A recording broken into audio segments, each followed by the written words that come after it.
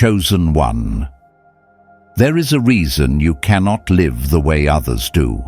There is a reason you feel alone in crowded rooms, exhausted by conversations that lead nowhere, and haunted by the sense that you are waiting for something you cannot name. This is not disorder. This is not depression. This is a signal.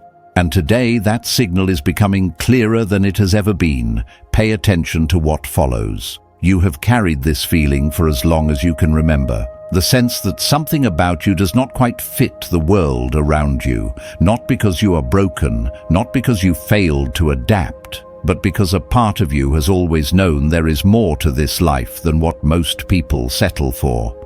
That knowing has been both your burden and your compass. Think back to your earliest memories. Even as a child, you saw things others missed. You asked questions that made adults uncomfortable. You felt the weight of rooms before anyone spoke a word. While other children played without a care, something in you was already observing, already processing, already carrying a heaviness that did not belong to your age. That was not trauma. That was your spirit, arriving fully aware into a world that was not ready for you. Now, consider your adult life. You have tried to fit in. You have tried to want what others want, the simple pleasures, the surface conversations, the easy contentment. But every time you get close to settling, something pulls you back. A restlessness rises, a dissatisfaction that has no clear object. You look around at people who seem satisfied with so little depth, and you wonder if something is wrong with you. Nothing is wrong with you. You are receiving a transmission they cannot hear. The exhaustion you feel after ordinary social interactions is not social anxiety. It is the cost of operating on a frequency that requires more energy to translate. The questions that keep you awake at 3 in the morning are not signs of overthinking. They are invitations to remember what your conscious mind has been taught to forget. The feeling of being older than your years is not imagination. It is the echo of a spirit that has known responsibility before this lifetime. Here is what the world has told you about these experiences. They call it not fitting in. They call it being too sensitive. They call it overthinking. They have given you labels designed to make you smaller, to convince you that your depth is a defect rather than a design. But labels created by those who cannot see what you see hold no authority over what you actually are.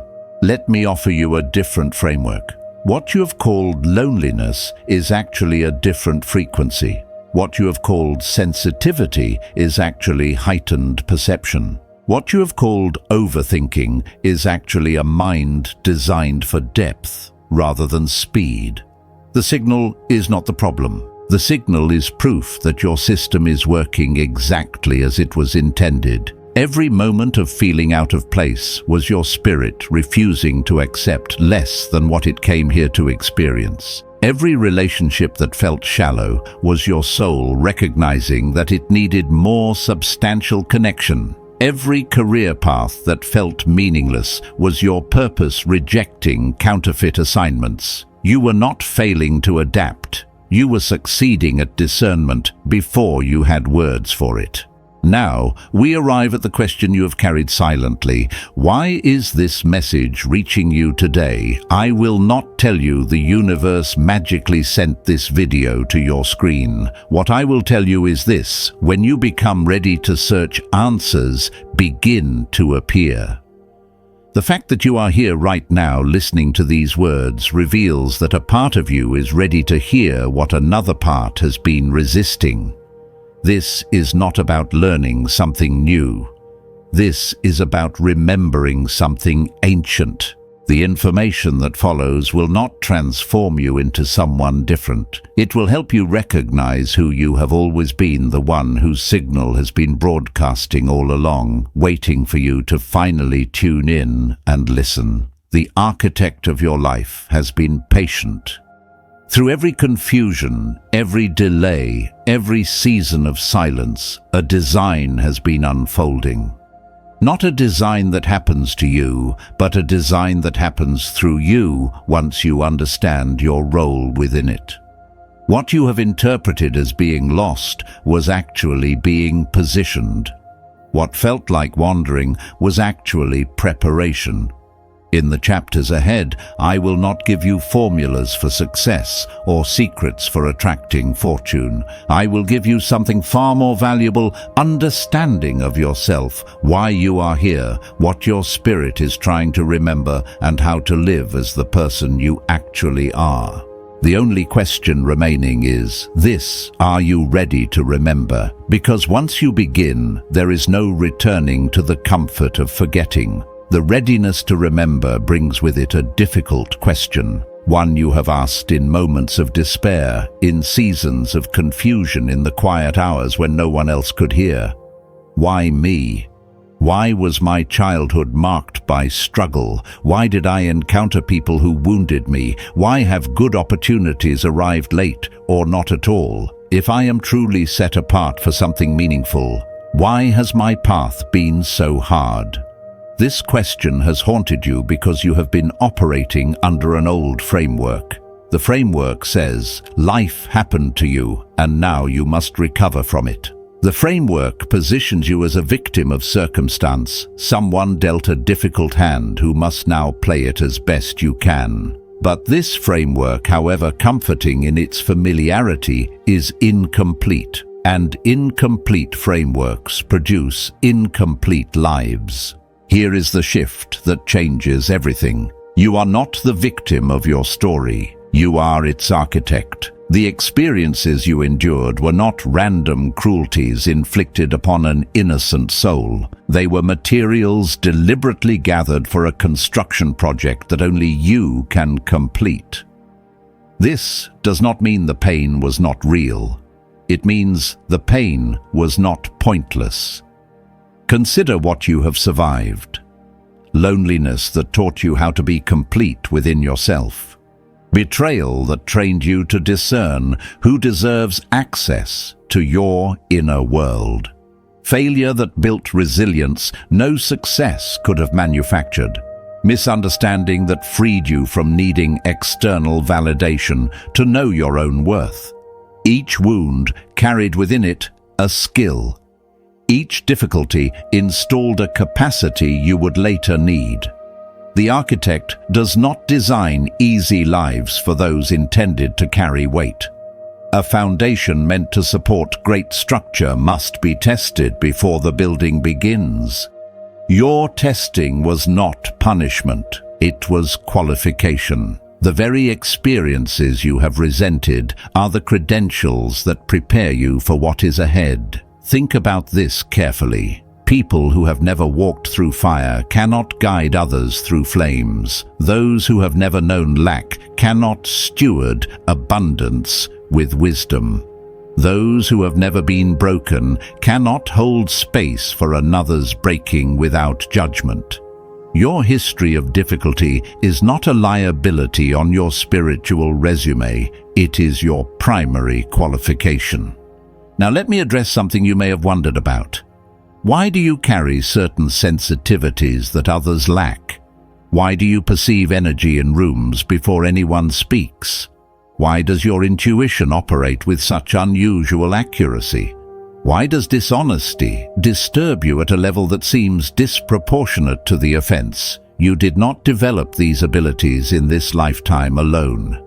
Your spirit arrived equipped. The capacity to read beneath surfaces, the inability to tolerate falsehood, the deep hunger for meaning over material, these are not traits you learned. They are traits you brought. They are standard equipment for the assignment you accepted before your conscious mind had any say in the matter. But here is the mercy embedded in the design. You do not remember everything you brought. A veil covers the fullness of what you carry, and this veil is not cruelty. It is protection. If you remembered the complete weight of your spiritual capacity, living as a human being would become unbearable. You would struggle to relate to others. You would either withdraw entirely or attempt to control outcomes that were never meant to be controlled. Forgetting is not losing. Forgetting is how the sacred is preserved from premature exposure. The veil allows you to learn what only human limitation can teach: patience, when you could force trust, when you could manipulate faith, when you could simply know. These lessons require the fog of forgetting, and you are still in the classroom. This brings us to the concept many misunderstand: divine timing. It is not magic that randomly delivers blessings to the fortunate. Divine timing is the intersection of your readiness and opportunities availability. Timing does not happen to you. Timing happens when you become capable of receiving what has been waiting. Every closed door was not rejection. It was protection from entering rooms you were not yet equipped to handle. Every delay was not denial. It was development happening beneath your awareness. The architect builds in sequences that the human mind cannot perceive while inside them. Only looking backward does the pattern reveal itself. Chosen one. You were not sent here to inherit comfort. You were sent here to be forged. And forging requires heat, pressure, and time, none of which feel like blessing while you are inside them. But what emerges from the forge is not what entered it. What emerges is refined, strengthened, and prepared for weight that would crush the unformed. The question now is not why your life unfolded as it did. The question is what you will build with the materials your experiences have provided. Because those materials are not random, they are exactly what you need for what comes next. But building requires something most people resist. It requires silence. And that is where we turn now. Building requires materials, and you have gathered yours through years of experience. But building also requires energy. And here is where most people who carry what you carry encounter their greatest obstacle. Not lack of vision, not lack of capability, lack of energy. Because energy that should be fueling your construction has been leaking out in directions you never consciously authorized. Let me describe something you will recognize. You finish an ordinary conversation with an ordinary person about ordinary matters, and afterward you feel inexplicably drained. You spend an hour in a room with certain individuals, and you leave feeling heavier than when you arrived. You wake up after a full night of sleep, and exhaustion still clings to your bones. You have checked your health. You have adjusted your habits. But the tiredness persists because the tiredness is not physical. It is energetic. Your system operates differently than most. You do not simply hear words, you absorb the energy behind them. You do not simply observe people, you feel what they carry. You do not simply exist in environments, you process the accumulated atmosphere of every space you enter. This sensitivity is a gift. It allows you to perceive what remains invisible to others. But a gift unmanaged becomes a burden, and an unguarded receiver picks up every signal in range, whether that signal serves you or poisons you. Consider where your energy has been going. Every time you over-explain your decisions to people who have no stake in your direction, you leak. Every time you defend yourself against criticism from voices that do not matter, you leak. Every time you carry worry about how others perceive you, you leak. Every time you absorb the emotional chaos of people who refuse to manage their own interior, you leak. And a vessel that constantly leaks cannot fill no matter how much is poured in. This is why the architect has been drawing you toward silence. Not as punishment, not as isolation, as strategy. The silence you have experienced in recent seasons, the withdrawal from spaces that once felt comfortable, the decreasing tolerance for noise that adds nothing, the growing hunger for solitude, these are not symptoms of depression. They are symptoms of recalibration. Your system is attempting to close the leaks so that energy can finally accumulate for its intended purpose. Silence is not absence. Silence is presence directed inward rather than scattered outward. In a world that rewards constant output, constant availability, constant performance, silence becomes a radical act of self-preservation. And self-preservation is not selfishness when what you are preserving is meant to serve something larger than yourself. Here's the first tactic of those who carry genuine spiritual weight. Audit where your energy flows. Make an honest inventory. Which relationships consistently leave you depleted? Which environments drain you without replenishing? Which mental loops steal hours of processing power without producing any useful outcome? Which obligations did you accept out of guilt rather than genuine calling? Write them down if you must. See them clearly, because what you cannot see, you cannot change. The second movement is withdrawal, not dramatic, not hostile, simply gradual reduction, slower response times, less availability, shorter interactions. You do not owe explanations for this withdrawal. You do not need to announce your boundaries with speeches and declarations. You simply become less accessible to what drains you and more present to what builds you. Those who truly belong in your life will adjust. Those who cannot handle your decreased availability were feeding on access they never earned. The third movement is redirection. Energy reclaimed must go somewhere. Let it go toward stillness that restores, toward learning that expands your capacity, toward creative work that has been waiting for fuel, toward rest that is genuine rather than merely the absence of activity. Energy is never destroyed. It is only relocated. The question is whether you are directing that relocation or allowing circumstances to direct it for you. I must offer a warning here. Do not confuse strategic withdrawal with bitterness. The posture matters as much as the action. You retreat not because you despise the world, but because you are preparing to engage it from a position of fullness rather than depletion. A warrior who never leaves the battlefield eventually becomes a casualty. Retreat for the purpose of returning stronger is wisdom, not weakness. Chosen one. The silence has not been emptiness, it has been accumulation. What felt like nothing happening was actually everything reorganizing beneath the surface. Your energy has been scattered for too long across people and places and problems that were never your assignment. The reclamation has begun, but reclaiming energy is only the first step. The second step is establishing boundaries not just with the external world, but with your own mind.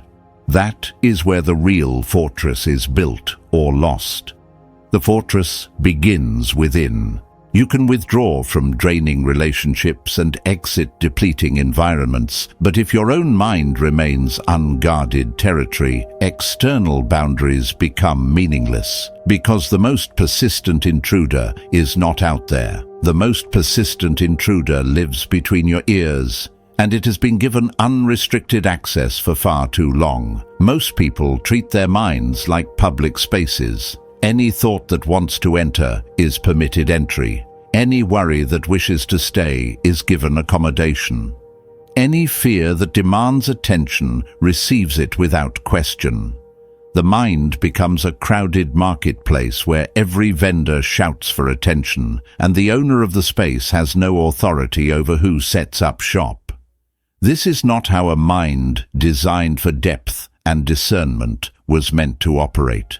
Your mind is not a public space. It is a sacred chamber, and sacred chambers require gatekeepers.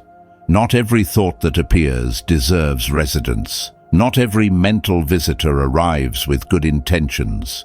Some thoughts come to inform, others come to paralyze. Some arrive to guide, others arrive to distract. The undisciplined mind cannot distinguish between them, and therefore entertains them all equally. The result is exhaustion, confusion, and a constant noise that drowns out the signal you're meant to hear. Consider the thoughts that have occupied your mental space this week. How many were genuinely useful? How many moved you toward clarity, action, or peace? And how many simply circled, repeating the same anxieties, rehearsing the same conversations, projecting the same catastrophic scenarios that never actually materialize? The ratio, if you are honest, is disturbing. The majority of mental activity produces nothing except the consumption of energy that could have fueled something real. There are categories of thought that must be filtered at the gate. The first is comparison, the thought that begins with someone else's achievement and ends with your inadequacy. This thought does not arrive to motivate you, it arrives to diminish you. It offers no actionable information, it provides no genuine insight. It simply drains your capacity to appreciate your own path by measuring it against paths you were never meant to walk. The second category is catastrophic projection, the thought that takes a small uncertainty and constructs an elaborate future of disaster. What if this happens? What if that fails? What if they reject me? These projections feel like preparation, but they are not. Preparation involves concrete planning for realistic scenarios. Catastrophic projection involves emotional suffering for imaginary scenarios. You have spent countless hours living through futures that never arrived. That time and energy cannot be recovered. The third category is mental replay, the endless review of past conversations, past decisions, past conflicts. Your mind returns to these moments believing it can somehow change them through sufficient analysis. It cannot. The past is complete.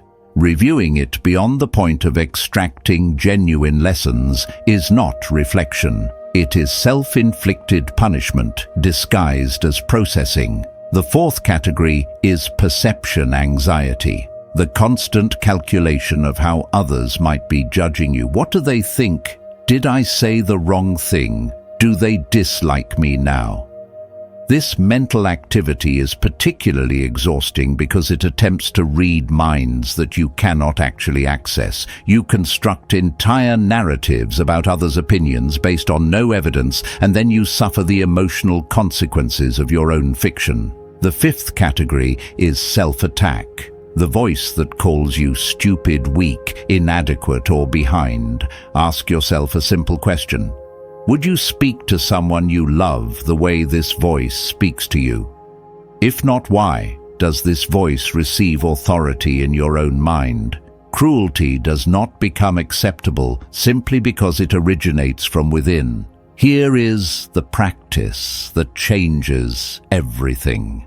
When a thought arrives, pause before granting entry. Ask 4 questions. Does this thought serve my growth or my destruction? Is this thought based on evidence or assumption? Does this thought belong to me, or did I absorb it from someone else? If I allow this thought to stay, who do I become?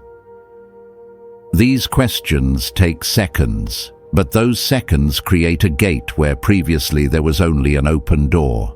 You will not master this immediately.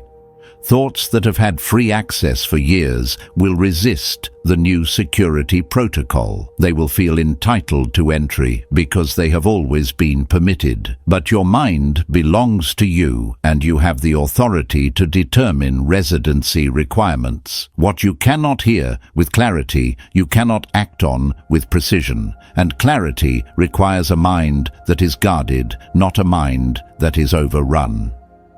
Chosen one. The battlefield is not primarily external, it is internal. Win the war within your own mind, and the external conflicts become manageable.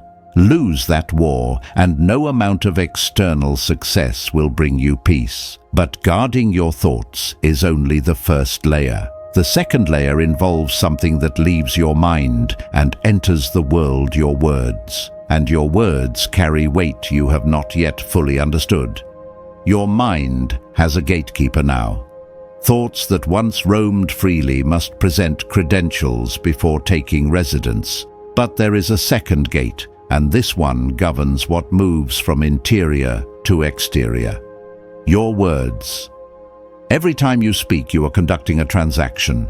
You are exchanging energy, information, and a piece of yourself for whatever returns from the listener. The question most people never ask is whether the transaction is worth making. Words are not merely sounds shaped by tongue and breath. Words are containers. They carry the energy of your intention into spaces you cannot retrieve them from. Once spoken words become independent of you. They travel, they land, they produce effects you may never witness, and they cannot be recalled regardless of how desperately you wish to unsay them. This reality demands a level of care that casual conversation does not teach. Those who carry what you carry must understand something others can afford to ignore. Your words hold unusual weight. When you speak, something transmits beyond the literal meaning. People feel it even when they cannot name it.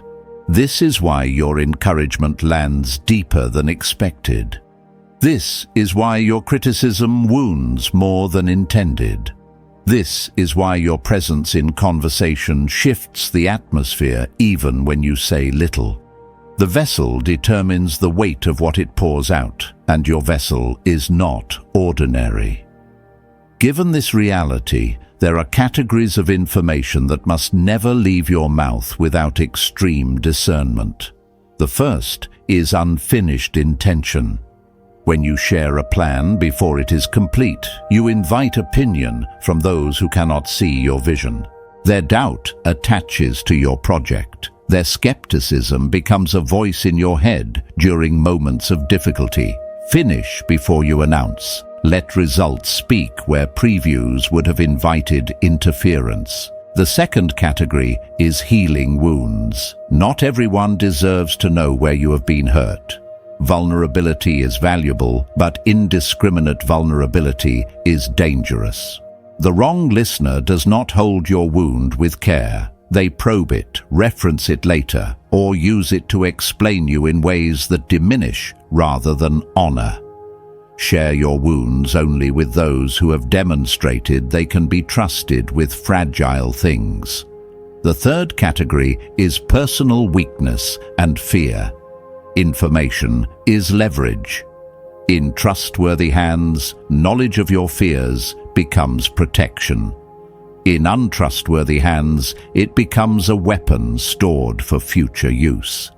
You cannot always discern intention at the moment of sharing. Therefore, default to discretion. Let people earn access to your vulnerabilities through demonstrated loyalty over time. The fourth category is emerging success. Not everyone celebrates your elevation. Some smile while calculating how your rise affects their position. Some offer congratulations while harboring resentment they cannot admit even to themselves. Let your success become undeniable before you make it visible. Announce after the foundation is secure, not while it can still be undermined. The fifth category is spiritual revelation. The insights that arrive in your quiet moments, the knowing that surfaces through intuition, the guidance you receive that defies logical explanation, these are not meant for general distribution. Sharing sacred experience with unprepared listeners cheapens what was given. They cannot receive it, so they reduce it. They explain it away, spiritualize it into something generic, or subtly mock what they cannot comprehend. Protect what is holy, by limiting its exposure. Beyond what you must not share, consider how much you share overall. There is an economy to speech that the wise understand. In most interactions, listening exceeds speaking in value. The one who speaks less learns more. The one who speaks less reveals less. The one who speaks less creates space for others to expose what they might otherwise conceal. When you do speak, scarcity has increased the value of your words. People lean in rather than tune out. This principle translates directly into rooms where decisions are made and resources are allocated. In negotiations, the one who speaks last often wins. In meetings, the one who speaks rarely but precisely is remembered when the one who spoke constantly is forgotten. In building trust, the one who listens deeply creates bonds that the one who broadcasts endlessly never forms. Your words in professional contexts carry the same weight they carry everywhere. Perhaps more because in those contexts, others are actively evaluating what you reveal. Chosen one, the mouth is a gate, and you are its keeper. Not every thought that forms deserves to become sound. Not every truth you know needs to be spoken. Not every silence needs to be filled. There is power in what you withhold, not as deception, but as discernment. The world will tell you that openness is virtue and expression is freedom. But undisciplined openness is leakage, and unfiltered expression is often just noise wearing the costume of authenticity. You have now guarded two gates, the gate of the mind, the gate of the mouth. But there remains a third boundary that determines more than the others combined who you allow to occupy space in your life, and at what cost. That is where protection becomes structure, and structure becomes strategy. You have guarded the gate of your mind. You have guarded the gate of your mouth. Now we arrive at the gate that most directly shapes your daily experience, the gate that determines who occupies space in your life and under what terms they are permitted to remain. This is not about isolation. This is about architecture, and every architect must decide what belongs inside the structure and what must remain outside. From childhood you received training that now works against you. Be nice, be available, be helpful, say yes, include everyone, make others comfortable.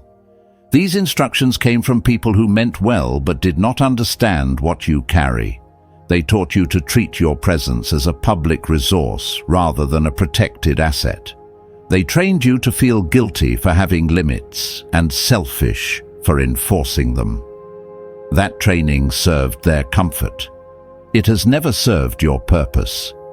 Here is what they did not tell you. Your presence is not neutral. You carry something that others sense, even when they cannot articulate it. Some feel drawn to you without understanding why. Some feel agitated in your company without logical cause. Some seek proximity to you, not because they value who you are, but because they want access to what you emit. Not everyone who wants to be close to you has earned that closeness. Not everyone who claims friendship offers actual friendship. Discernment is not unkindness. Discernment is stewardship of something that does not belong to you alone. Consider organizing your relationships into 3 distinct circles. The innermost circle holds perhaps 1 to 3 people. These are the ones who have seen you at your lowest and still regarded you with respect. The ones whose presence requires no performance. The ones who celebrate your victories without a trace of competition. This circle is rare. It may take years to identify its true members. And once identified, this circle deserves protection above all others. The second circle holds perhaps 5 to 10 people. These are trustworthy within specific contexts, reliable colleagues, friends who share particular interests, family members who have demonstrated goodwill. They do not see everything about you, and that is appropriate. They see the portion you choose to share, and they handle that portion with reasonable care. This circle requires maintenance, but not the same depth of investment as the innermost ring. The third circle contains everyone else: acquaintances, professional contacts, extended networks, people you interact with out of necessity or courtesy. This circle requires the least access and should receive exactly that: pleasant, professional, boundaried. They do not need your story. They do not need your depth. They need only what the interaction requires, nothing more. Placing people in these circles requires honest evaluation. Ask yourself these questions about each significant relationship. What energy does this person bring when they enter my space? How do I feel after spending time with them, expanded or depleted? Do they celebrate my growth or merely tolerate it? Can I be authentic in their presence, or must I perform a version of myself? The answers will reveal where each person belongs. Some will need to be moved outward.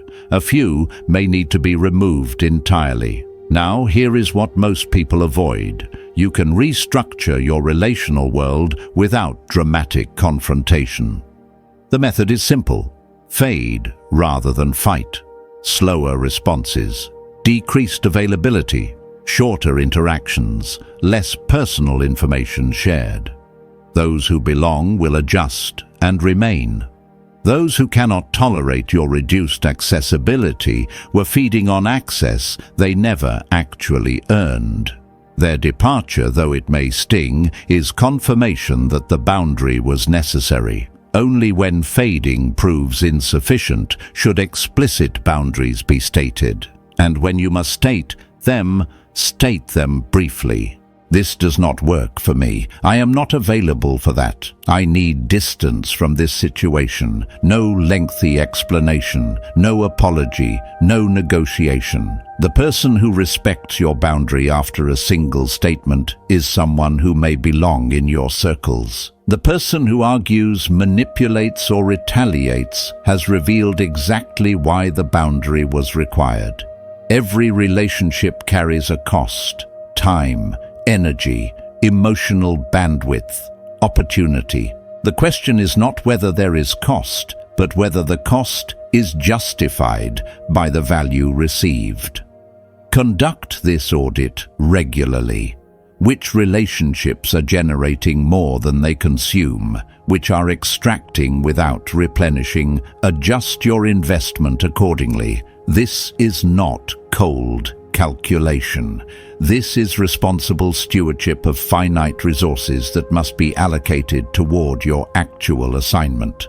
Chosen one, you have now constructed 3 layers of protection: a guarded mind, a disciplined mouth, a structured relational world.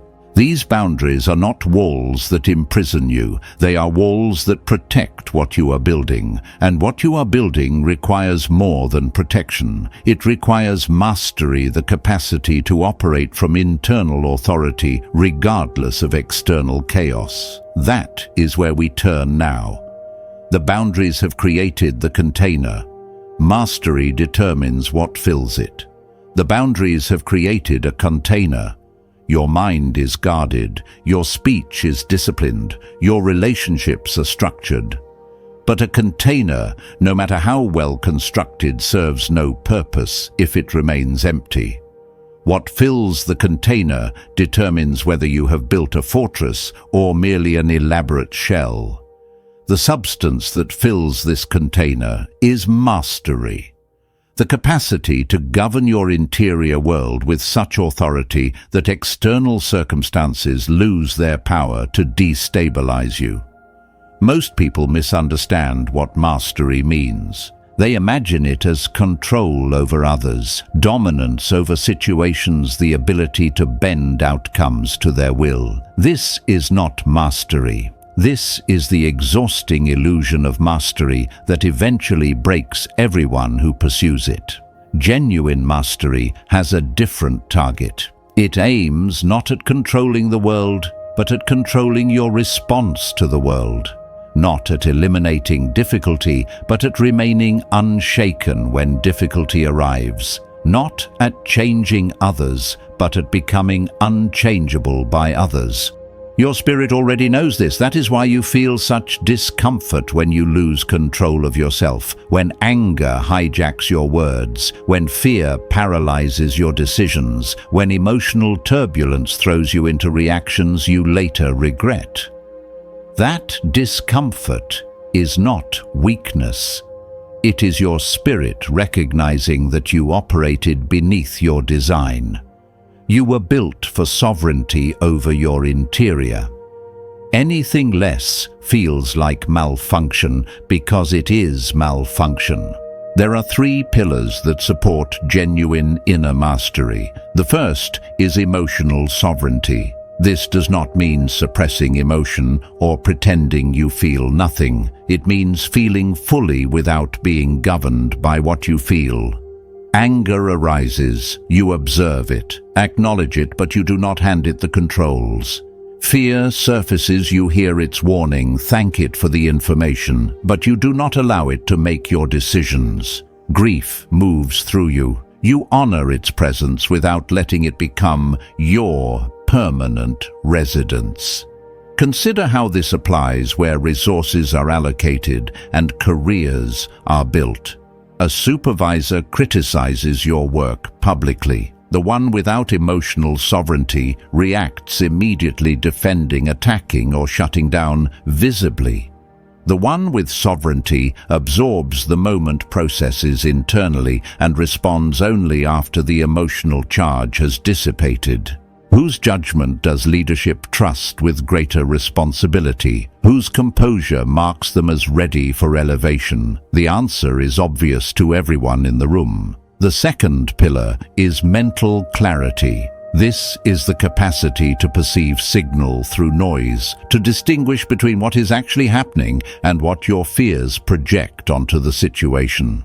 Mental clarity sees circumstances as they are, rather than as accumulated anxiety interprets them. It separates fact from assumption, direct information from second-hand distortion, genuine threat from imagined catastrophe. Watch how this operates when financial decisions must be made. Markets become volatile. Headlines scream disaster. The crowd panics and sells at the worst possible moment, driven by collective fear rather than clear assessment. The one with mental clarity evaluates fundamentals, sees through the emotional contagion, and makes decisions based on analysis rather than atmosphere. This is not superior intelligence. This is a mind unclouded by noise that others cannot filter. The returns follow the clarity. The third pillar is energetic integrity. Your energy remains yours. It does not leak unconsciously through unguarded speech or unlimited access. It does not absorb contamination from every environment you enter. You carry your own atmosphere rather than being subject to the atmosphere others create. When you enter a room, you do not ask what the room will do to you. You determine what you will bring to the room. This pillar directly affects how opportunities locate you. People with energetic integrity are instinctively trusted. Clients sense their stability. Partners feel secure in their presence. Investors perceive reduced risk in their demeanor. Trust flows toward those who carry themselves with coherent energy. And trust precedes transaction in every significant exchange. The opportunity finds the integrity because integrity is rare enough to be magnetic.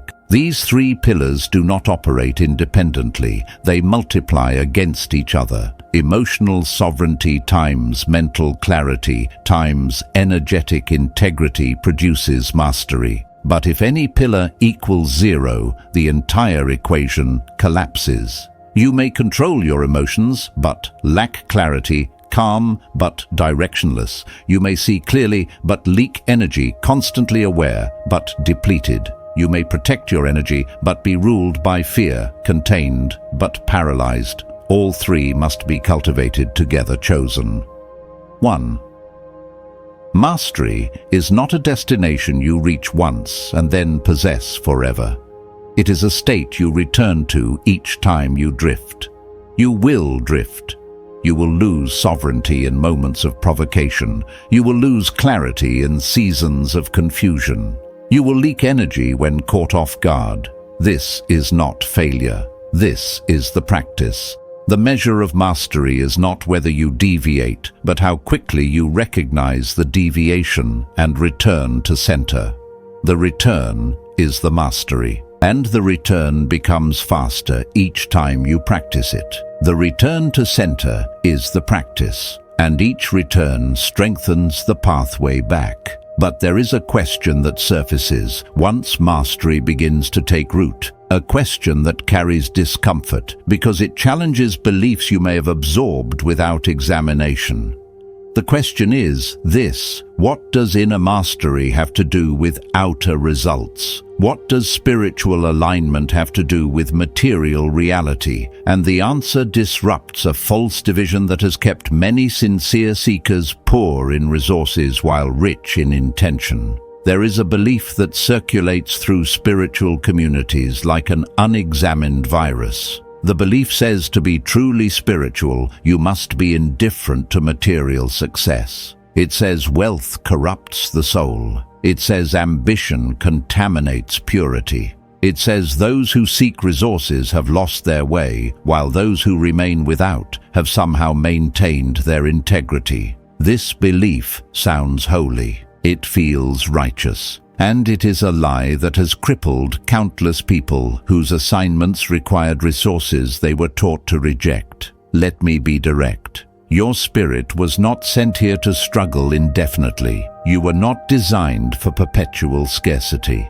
The mission you carry requires tools, and tools in this dimension often take material form. Money opens doors that intention alone cannot unlock. Influence extends reach that sincerity by itself cannot achieve. Platform amplifies impact that private virtue cannot replicate. Resources are not the enemy of spiritual purpose. Resources are frequently the vehicle through which spiritual purpose becomes operational in the physical world. This does not mean chasing wealth for its own sake. That pursuit hollows the soul and produces exactly the emptiness that spiritual warnings rightly identify. But rejecting resources because you fear their corruption is equally distorted. The architect does not design carriers for significant assignments and then deprive them of the means to complete those assignments. What the architect does is wait until the carrier is prepared to steward resources without being deformed by them. Your preparation has been exactly this process. Now consider how alignment actually creates opportunity through mechanisms that require no magical thinking. When your mind is clear, you perceive opportunities that the cluttered mind overlooks entirely. The opportunity was always there. The clarity allows you to see it. This is not manifestation. This is perception restored to its proper function. The person with mental noise sees only problems. The person with mental clarity sees the opening within the problem that others miss. When your emotions are sovereign, your decisions improve dramatically. You do not buy at peaks driven by greed. You do not sell at bottoms driven by fear. You do not accept offers from desperation or reject opportunities from pride. Each decision compounded over time produces trajectories that diverge wildly between the emotionally governed and the emotionally sovereign. The same starting conditions lead to vastly different destinations based solely on decision quality. And decision quality flows directly from emotional mastery. When your energy maintains integrity, you become someone others instinctively trust. This trust is not easily explained, but it's immediately felt. Clients choose you over competitors with similar offerings because something about your presence signals reliability. Partners commit to ventures with you because your stability reduces their perceived risk. Doors open because the person holding the door senses you will not bring chaos through it. Energetic integrity is not a mystical concept. It is a practical advantage that operates in every room where significant decisions occur. Here is a framework for daily practice that bridges inner alignment with outer effectiveness. In the morning before the world's demands begin their assault, take 10 minutes. The first 3 minutes are stillness, no input, no device, no stimulation, just presence in your own being. The next 3 minutes are intention, not vague hopes, but specific clarity about what alignment looks like in the day ahead. The final 4 minutes are mental clearing, identifying which thought patterns need filtering before they contaminate the hours to come. This is not meditation for relaxation. This is preparation for operation. Throughout the day, install checkpoints. Before any significant meeting, take 30 seconds to reset your breath and return to center. After any interaction that created drainage, take 60 seconds to recalibrate your energy before it compounds into depletion. When you notice reactive emotion arising, pause 3 full seconds before any response. These pauses are not delays, they are insertions of sovereignty into moments that would otherwise operate on autopilot. In the evening, conduct a brief review. Where did you maintain alignment today? Where did you deviate? What triggered the deviation? What will you adjust tomorrow? This review is not self-judgment. It is data collection for continuous refinement. The one who reviews improves. The one who does not review repeats. Chosen one. The separation between spiritual and material is a construct that serves neither. Alignment is singular. When your interior is ordered, your exterior begins to reflect that order, not through magic, but through the accumulated effect of clear perception, sound decisions, and trusted presence. You have been told to choose between meaning and means. You were told wrong. The assignment requires both, and you are becoming capable of carrying both without corruption. But capacity alone does not complete the assignment.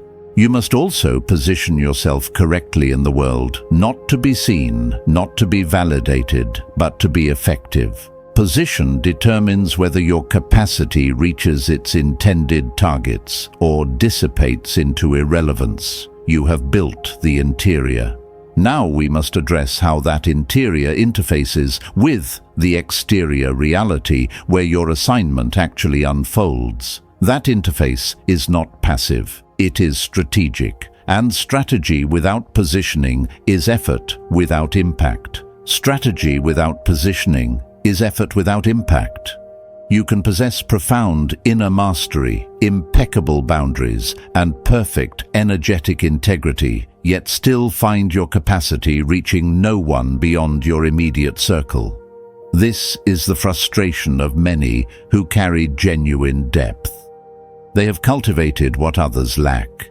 They have developed what the world needs. Yet they remain invisible to the opportunities and people their assignment was meant to reach.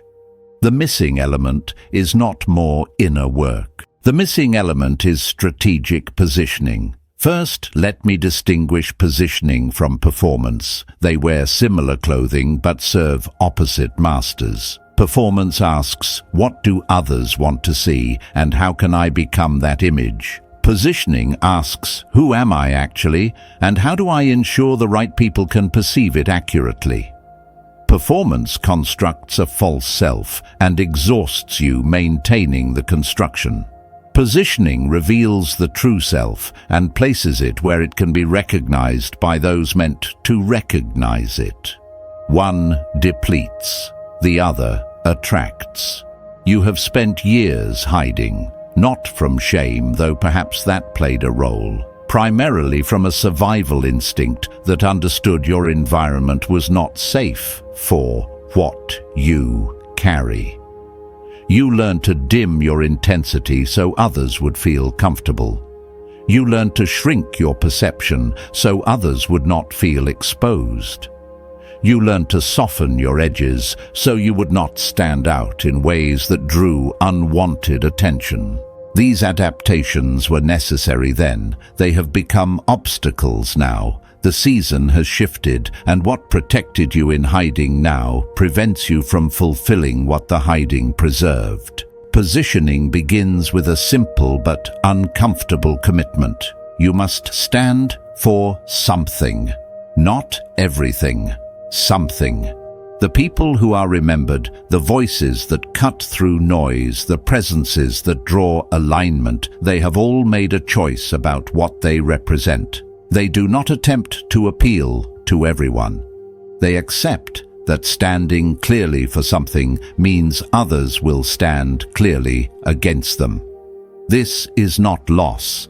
This is the filtering mechanism that separates your actual audience from the masses who were never meant to receive what you carry. Consider what you genuinely believe, not what you were taught to believe, not what sounds acceptable.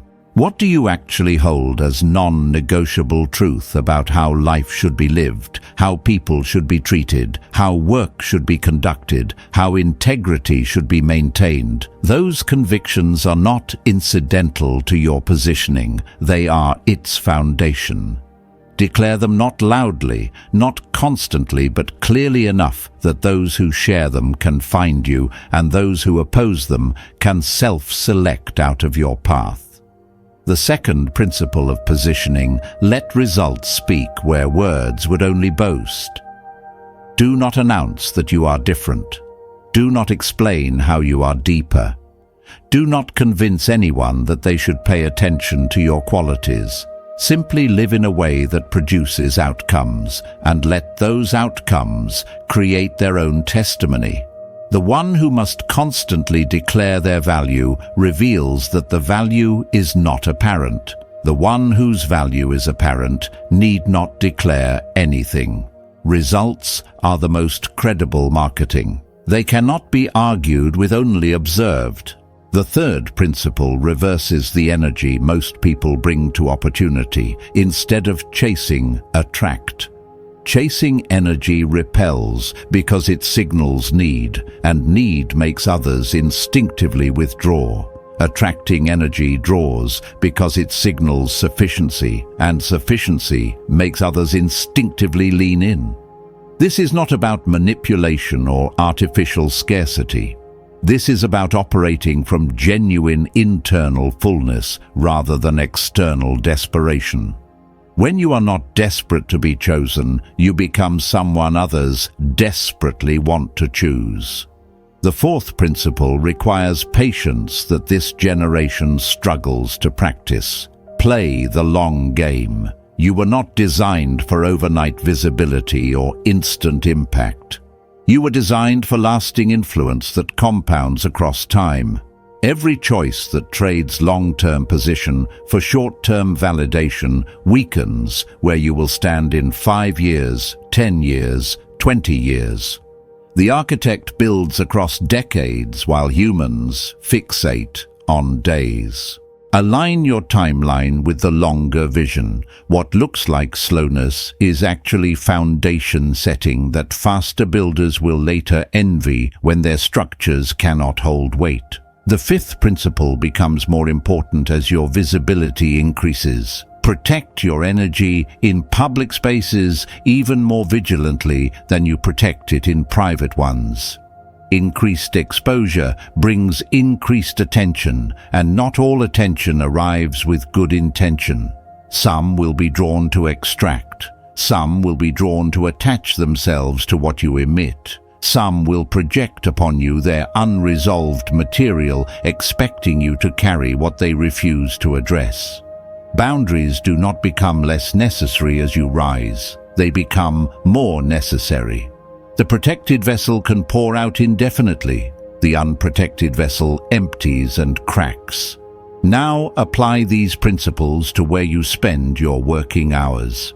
Do not force yourself into existing molds that contradict your design. Find or create roles that align with how you are actually built. Do not compete on dimensions where you are average. Dominate the dimensions where you are exceptional, the depth of perception, the clarity of insight, the steadiness of presence that others cannot replicate, because they have not walked the path that developed these capacities in you. Your value is not working harder than others. Your value is seeing what others cannot see and remaining stable when others cannot remain stable. Chosen one, you have hidden long enough.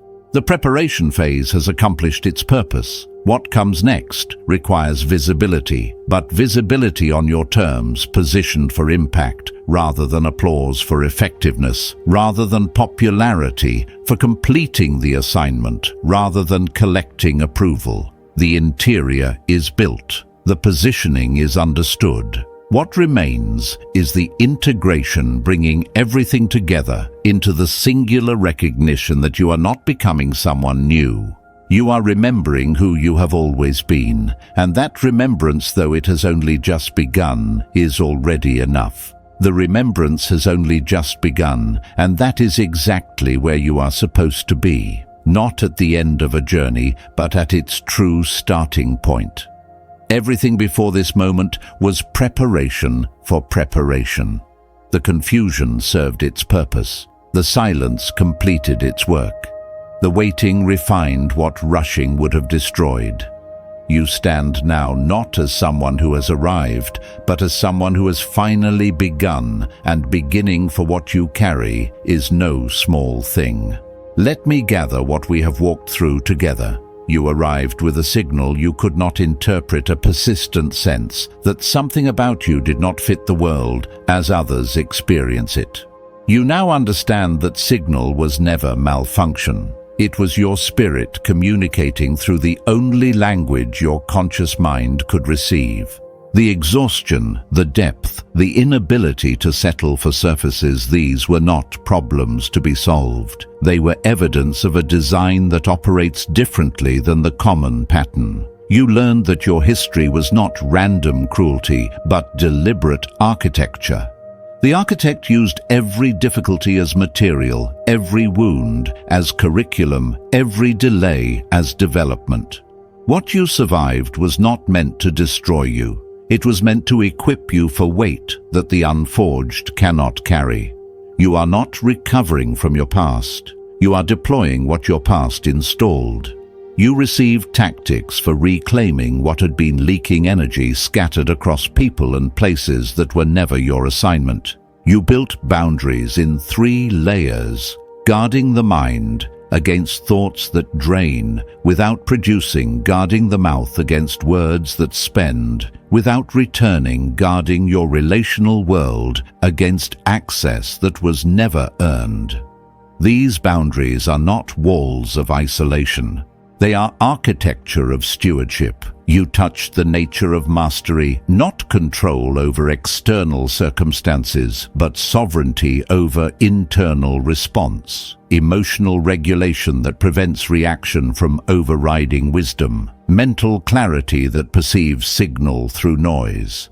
Energetic integrity that allows trust to flow toward you without manipulation. And you saw how this inner alignment creates outer results through mechanisms that require no magical thinking, only consistent practice applied across time.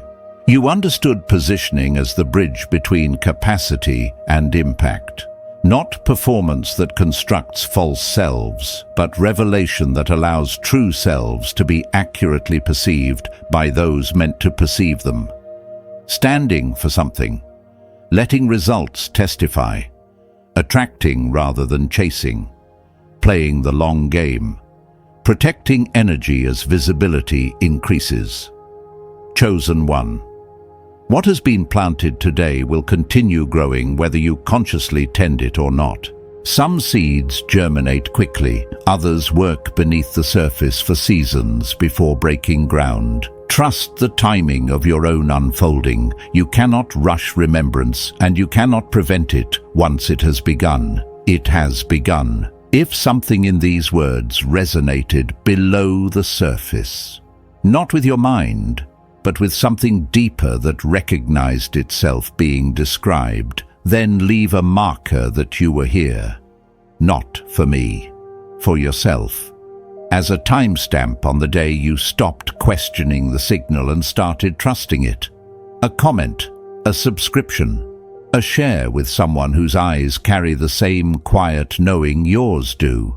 These small acts are how those who are remembering find each other across the noise. And if you feel moved, write 777 below a simple declaration that your awakening has begun and you are no longer waiting for permission to become who you already are. Until we meet again, Anointed One, you are closer than you feel, and you are doing better than you know. You